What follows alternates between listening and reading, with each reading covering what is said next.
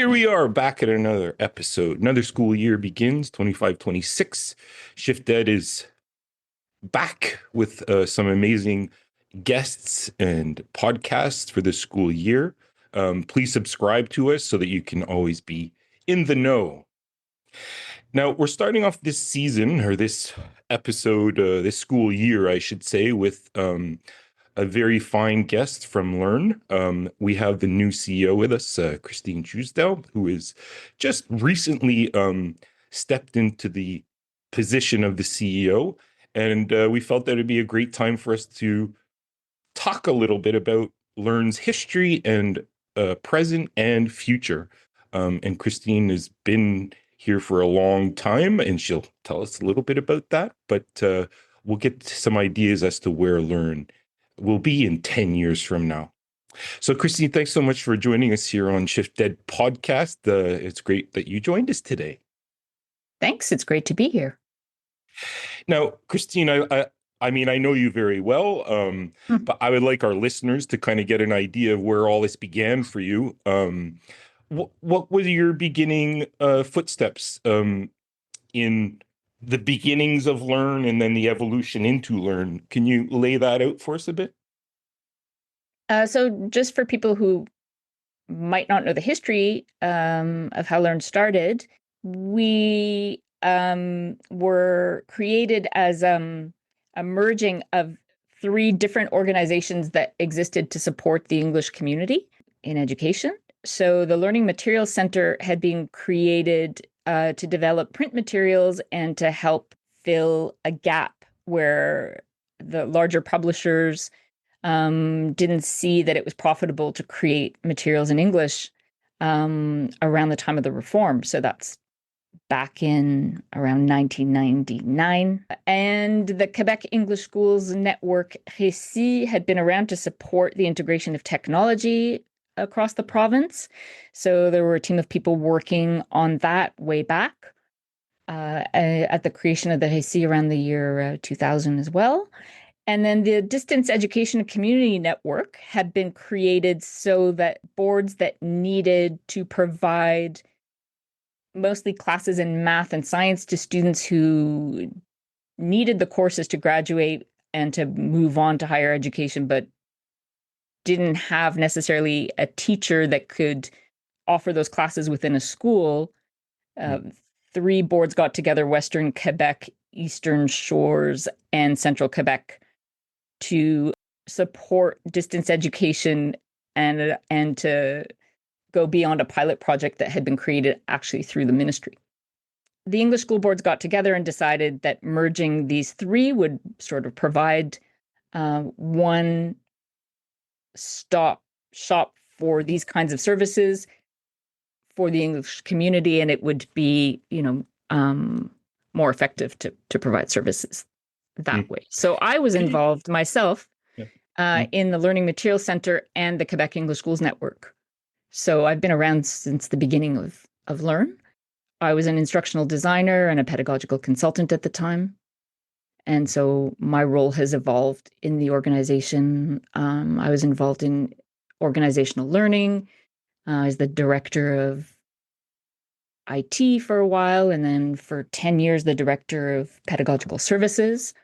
And so when I took over as CEO, I had kind of a deep understanding of how the organization works and what we could do and continue some of the good work that we've been doing, but also, have taking the opportunity to look at the future, since we have been around for 20 years and we're very proud of what we've done, but we also have to look at where we need to go, given the context that we're in right now.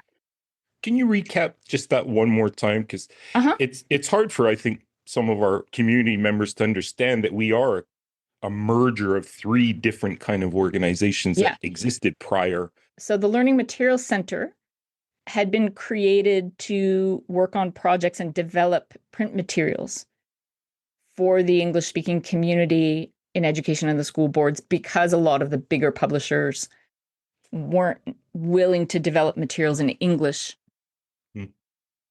during the educational reform, because it wasn't necessarily profitable. And so they would publish the major textbooks, but other kinds of materials that were community-based were not necessarily going to be produced through the larger publishers. So it was created to develop educational materials and publish print materials as well. And the Quebec English Schools Network-RECIT was a network that had been created initially through the ministry in Anglophone services and had been the small schools network that then evolved into the Quebec English Schools Network, and then the RECIT for the provincial service for the RECIT to support the English sector grew out of that as well. So there was a provincial team since the year 2000, 2000, to help support the integration of technology across the province for teachers and students. And the Distance Education Community Network was built out of a pilot project that also had been started at Anglophone Services at the ministry, provide distance education for primarily math and science courses for students at a distance, initially through CC mail and over the phone and fax. And talking about the 90s here, right? Eventually it evolved. Eventually it evolved and started happening over the internet and a variety of different platforms. And 3 school boards, Western Quebec, Eastern Shores, and Central Quebec, together formed the Distance Education Community Network to support distance education for the English school boards across Quebec, to provide online courses where it was difficult to find teachers to serve the small, very small schools or students in specific circumstances. So those 3 organizations were merged into what is now Learn, that was created in 2005. Right. And can you tell us what the acronym LEARN stands for? Like, what is that? Leading English Education Resource Network. Awesome. So we are a network. I think the N is really important. Totally. We are a nonprofit organization that was created by the school boards to support. This was the original mission of Learn, is to. That was the original mission, to serve the English-speaking educational community across Quebec by providing services, different types of services. So online learning, eventually a tutoring program online, supporting the integration of technology, and also developing and providing initially print materials, but we quickly moved into creating digital materials and hosting them on our website, just because the print business is really difficult to sustain. Right. And expensive and dying, really. I mean, most stuff ends up not on print that's created. Very interesting. And what were some of those early projects that Learn engaged in that some of our listeners might be familiar with? We had begun developing with the Learning Materials Center the Focus series, which were a series of tools to support graphic organizers to support the integration of the cross-curricular competencies, and we had lesson plans to go along with that, and ways to help teachers understand what the cross-curricular competencies were and also how to integrate them. And to some degree, we're still using some of those graphic organizers or adapted versions of them now, almost 25 Still years. Very useful materials. I mean, it's a lot of process and brainstorming materials for students, and just great materials. And it shows the time, it shows the life of something when it is still being used now or adapting to now. Can we talk a little bit about the administrative, like who's the board at Learn that kind of helps us figure out what directions we need to go in and what might be coming down the pipe, or the needs out there? Who helps assess what those are? Who oversees kind of Learn's operations? Well, Learn's a nonprofit that was originally set up in 2005 by the 9 English school boards. And so currently we have the Directors General of the English school boards and Littoral, which is a special status school board, as well as the executive directors of the Quebec Association of Independent Schools, QAIS, AGDS, the Association of Jewish Day Schools, and QESBA, the Quebec English School Boards Association.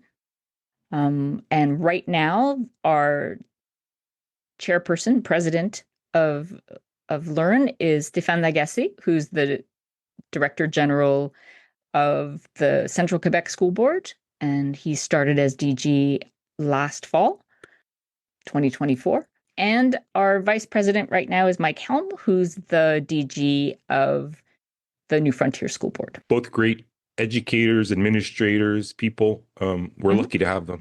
Yeah. When teachers ask me what's Learn, I always say Learn is us. Learn is all of us, right? We're a community organization that belongs to the community. Right. So a teacher that teaches in Central Quebec is a part of our network, is a part of our community. We can work with those people. Absolutely. And I did mention before that there were 3 organizations that were merged together to create Learn. And then later, the provincial resource team that supports the Community Learning Center Network also joined Learn.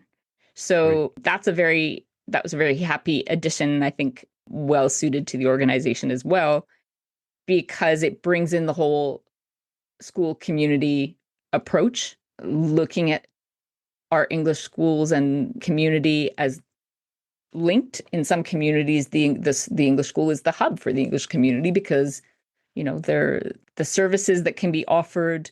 If you look at the local library, it doesn't necessarily have a lot of English books. It's difficult to find services in English. And so the school can become the hub for connecting community and the school. And so I think it was a great fit when the provincial resource team joined our team. Community's always been central to Learn's approach. People probably know out there that I work at Learn because this is a Learn podcast.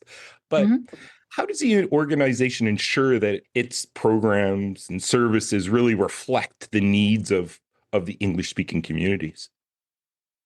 Well, we don't operate in a vacuum, right?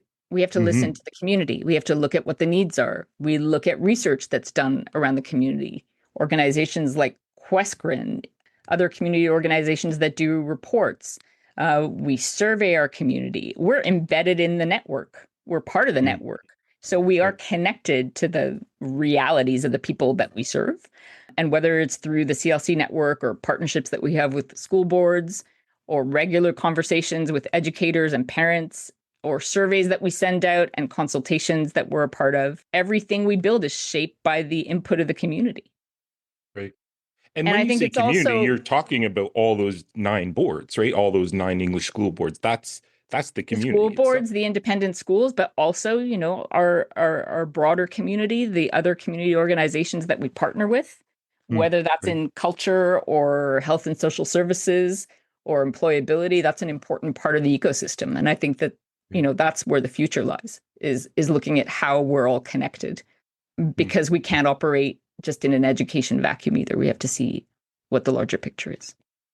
Totally. The other thing is it's important to not just look at data and reports, but make time for dialogue. So we do spend a lot of time in schools. We're at the ground level, and we meet people across the province, and it's about building also long-term relationships, not just within the schools, but with other organizations to work together to promote the vitality of the community. Because it's not just the kids that are in our schools today that are important, right? We have to have the long view. We want to make sure that the community is thriving, to make sure that we have kids in our schools in 20 years from now too. Right. Who are the employees that bring Learn together? Well, we have a team we do have a team of educators and people who've worked in the milieu for decades. We also have people, for instance, on the provincial resource team that have worked in community development, but also worked in the education milieu and, in employability in different spheres of the community. We also have people who work in administration and information technology, because we have platforms and infrastructure that supports the projects that we do, but we also sometimes work with other organizations in order to provide just support administratively in some Right. cases. So sometimes we've managed different grants for other organizations that we're working in partnership with, like the English Language Artist Network for the Arts Right. Inspire grants. Right. Right. Great So we're community. part of that larger sphere. Right. Right. That's cool. Although Love we that. operate the services that we provide and the materials that we produce are primarily education and classroom based or community based. We have to look at more broadly at how we Right. support the community as a whole. Well, that kind of feeds into my next question. So, Mhm. stepping in, you've been in now for about 6 months-ish or so.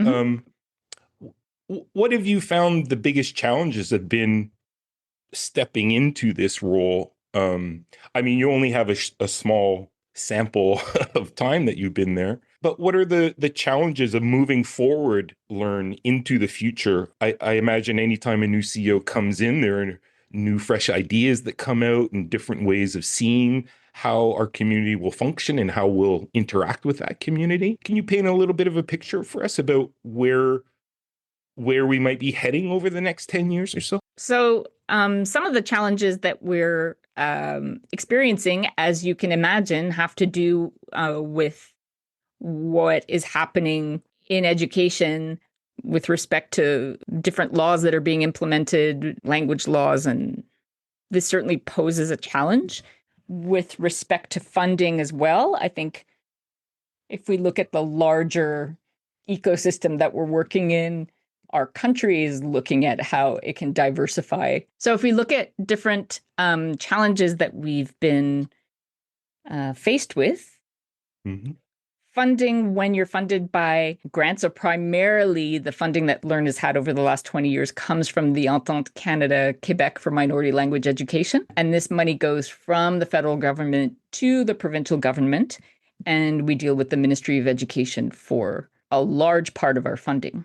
So this is challenging because often the ententes take many years to sign. There are delays. There are delays in getting paid.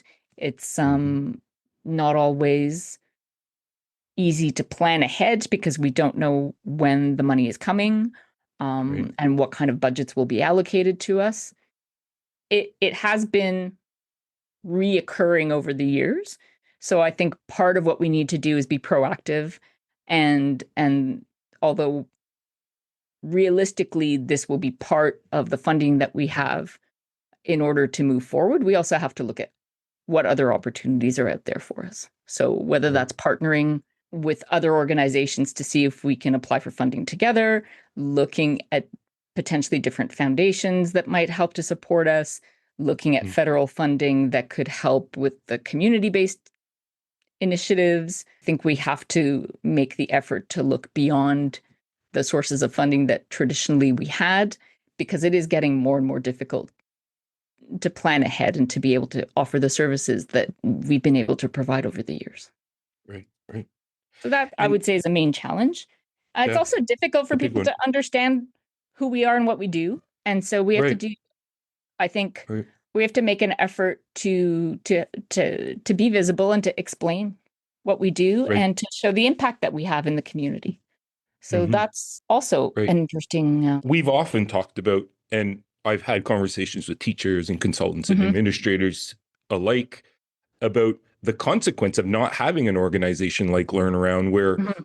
we're we're pushing for those English rights and English education across the board.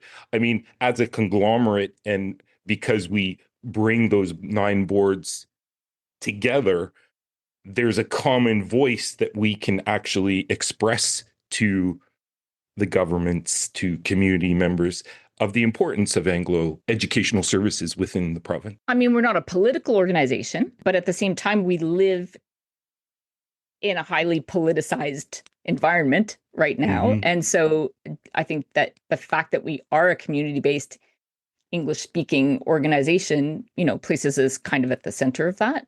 Our Mm-hmm. primary mandate is not advocacy, but the fact that we do develop resources in English and provide services in English in some Right. cases has been challenging for us. Right. I hear you on that. Well, Christine, just to wrap things up a bit, thanks again for shedding some light on who Learn is and the direction. And that kind of is my last question. If you're going to look forward 10 years from now, what are your hopes for Learn and the impact it might have on education in Quebec? I think looking ahead, we have to look not just in terms of scale, but in terms of how we operate. I think it's great that our English school boards and our English schools have a really high success rate. The graduation rates are really high, but we need to ask ourselves, how can we ensure that our English-speaking youth in Quebec feel that they belong, that they see a future for themselves here, and they're equipped to shape that future? It means supporting bilingualism, not just to survive, but to see it as an opportunity. It means helping students, families, and communities access services that they need within the education sphere, but also looking at employability and health and social services and culture and identity. And I think Learn can be a connector across those spheres. I hope that, in 10 years from now, Learn is viewed as playing a critical role for the English-speaking community, not just surviving, but thriving. And that we helped students succeed academically, but also that we help them feel rooted in their identity, confident in their bilingualism, and feeling connected to their future in Quebec. Beautiful. And I think we should be working together to ensure that students can see themselves staying here and building careers and families and contributing to the community and living fulfilled lives here. So it means that we need to collaborate across the spheres, and that Learn can be a bridge, that we work in partnership to build those systems of support so that our community can thrive. Right. I mean, that's an amazing goal, and I see it being very achievable. We're a strong community, the Anglophones here in Quebec, particularly in our educational field. There is a camaraderie and a willingness to be a part of this larger community. And I think we're in really good hands with you at the helm of Learn for hopefully the next long time. So thanks, Christine, for joining us. It's been a real pleasure talking with you and learning a little bit more about Learn and what it can do and where it came from. Very enlightening. And I hope that our listeners have a little bit better idea of what Learn can do for them now and into the future. So thank you. It was a pleasure.